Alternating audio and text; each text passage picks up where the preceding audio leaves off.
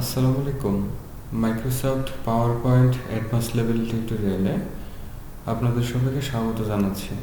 সাথে আছে IT expert Ahsan.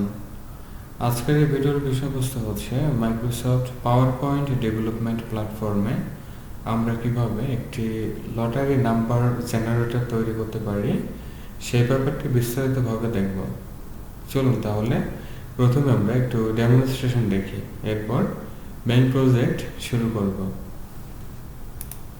এটা হচ্ছে আমার পাওয়ার পয়েন্টের স্লাইড। আমি যদি একটু প্রেজেন্টেশন মোডে নেই বা ভিউ করি, তাহলে এখানে সুন্দর একটি লটারি নাম্বার জেনারেটর দেখতে পাচ্ছি। যদি জেনারেটর বাটনে ক্লিক করা হয়, নাম্বারগুলো র্যান্ডমলি চেঞ্জ হচ্ছে। যদি রিসেট করতে চাই তাহলে রিসেট হবে, কোনো ভ্যালু এখানে ডিসপ্লে হচ্ছে না। আবার জেনারেট করতে চাইলে জেনারেট হচ্ছে, ওকে। এবং যদি এক্সিট করি তাহলে পুরো অ্যাপ্লিকেশনটাই এক্সিট হয়ে যাবে। আচ্ছা, তাহলে আমরা এক্সিট করি এবং এই ধরনের একটি সুন্দর প্রজেক্ট কীভাবে তৈরি করা যায় সেই প্রসেসটা আমরা দেখব।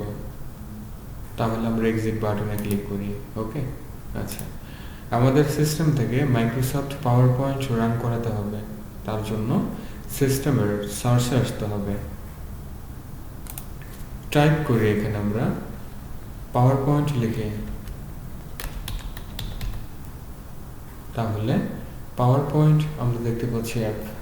ক্লিক করি ব্ল্যাঙ্ক প্রেজেন্টেশন।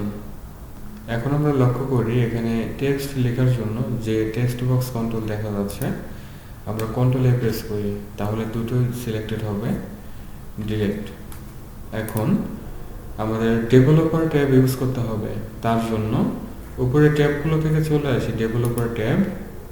এখানে কন্ট্রোলস দেখা যাচ্ছে, এই কন্ট্রোলসগুলো পাওয়ার পয়েন্টে অ্যাক্টিভেক্স কন্ট্রোল হিসেবে কাজ করে, ঠিক আছে।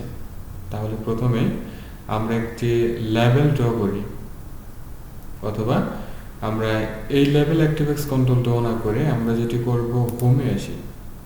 হোম থেকে এখানে যে আমরা টেক্সট বক্স দেখতে পাচ্ছি, আমরা এখানে টাইপ করে দেই লটারি নাম্বার জেনারেটর।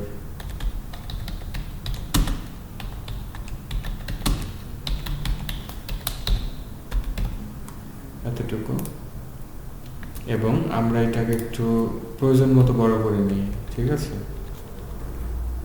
ঠিক এই অবস্থা হতে পারে। ফন্ট চেঞ্জ করে দিই এরিয়াল, তাহলে এরিয়াল অনেকটা বড় হয়ে যাচ্ছে, তাই না? আমরা ছোট করে দিই, সমস্যা নেই। এতটুকু বোল্ড হবে অবভিয়াসলি, এবং 4 কালার চেঞ্জ হবে, এইটা হবে, এবং আন্ডারলাইন। নাও আমরা যেটা করব, ডেভেলপার ট্যাবে আসব। এখন আমরা এখান থেকে টেক্সট বক্স কন্ট্রোল নেব। তাহলে টেক্সট বক্স কন্ট্রোলের উপর যদি মাউস নেই, তাহলে সেটির হবার বা টুলটিপ হিসেবে ডিসপ্লে হচ্ছে টেক্সট বক্স ওপেনিং ক্লোজিং প্যারেনথেসিসে অ্যাক্টিভেক্স কন্ট্রোল। তাহলে সিলেক্ট করি, আমাদের প্রেজেন্টেশনে এসে আমরা ড্র করি, ঠিক আছে।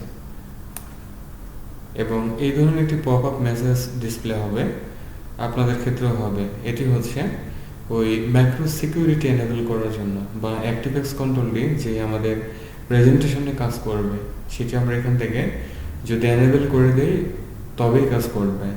যদি ডিসেবল অ্যাক্টিভেক্স করে দেই তাহলে কিন্তু কাজ করবে না, ঠিক আছে। তাহলে এই ধরনের সিকিউরিটি ওয়ার্নিং যদি আসে, আমরা সেখান থেকে এনেবল অ্যাক্টিভেক্স এইটাকে ক্লিক করব, ঠিক আছে। তাহলে আমাদের ড্র হয়ে গেল। এখন এইটার কিছুটা আমরা পরিবর্তন করব।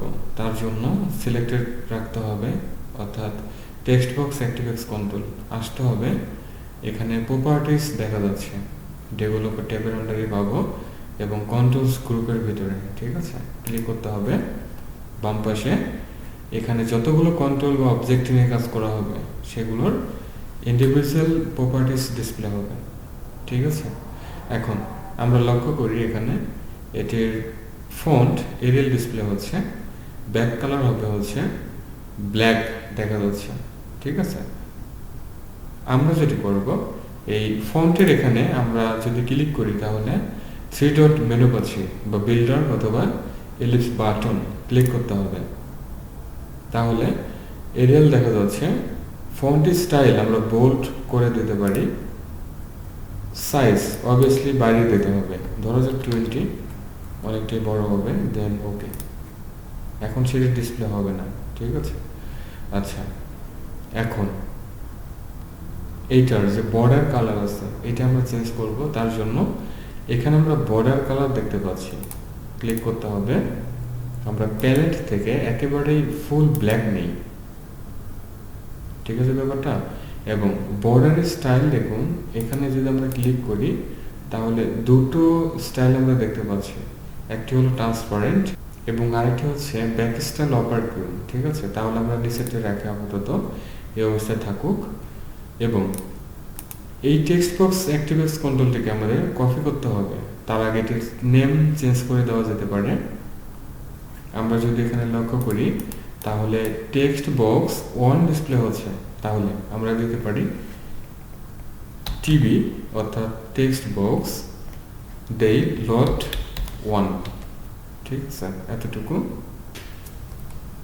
এখন আমরা এই টেক্সট বক্স অ্যাক্টিভেক্স কন্ট্রোলটিকে কপি করি এবং আমাদের স্লাইড আমরা পেস্ট করি, ঠিক আছে। এবং দুটোকে আমরা সিলেক্টেড রাখি, অথবা দুটো সিলেক্টেড রেখে আমরা কন্ট্রোল শিফট ধরে একটু ড্র্যাগ অ্যান্ড ড্রপের মাধ্যমে আমরা যদি এগুলো ডুপ্লিকেট তৈরি করতে চাই তাহলে করা যাচ্ছে। এবং আরও দুটো আমাদের দরকার, ঠিক আছে।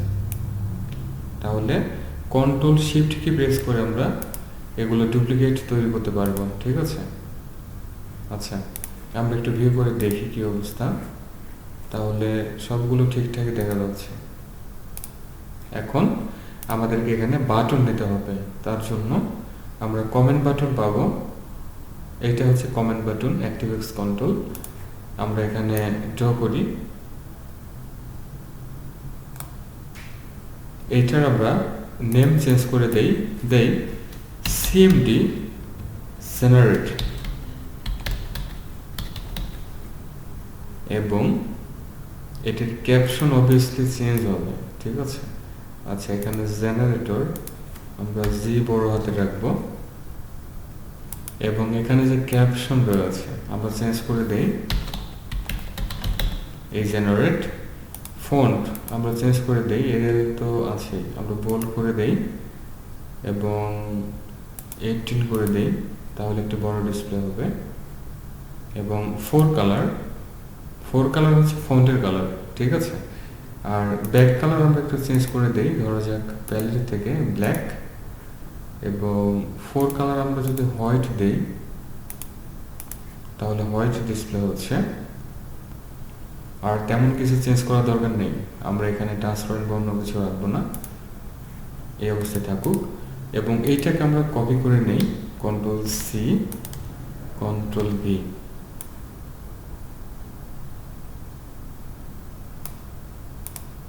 এটা হবে হচ্ছে রিসেট, এবং সিএমডি আমরা দেই রিসেট। আর এটার হচ্ছে ক্যাপশন হবে রিসেট। এটাকে আমরা কপি করে নেই, এখানে পেস্ট করি। এটা হবে হচ্ছে এক্সিট, তাহলে সিএমডি এক্সিট। ক্যাপশন হবে হচ্ছে এক্সিট। কমেন্ট বাটন অ্যাক্টিভেক্স কন্ট্রোল আমরা মিডলে রাখার চেষ্টা করব, ঠিক আছে, এতটুকু। এবং আমরা প্রপার্টি শিট আপাতত ক্লোজ করে দেই। আসি আমরা হোম থেকে একটি টেক্সট বক্স কন্ট্রোল নেই, আমরা এখানে একটা কিছু লিখে দিতে পারি, ঠিক আছে।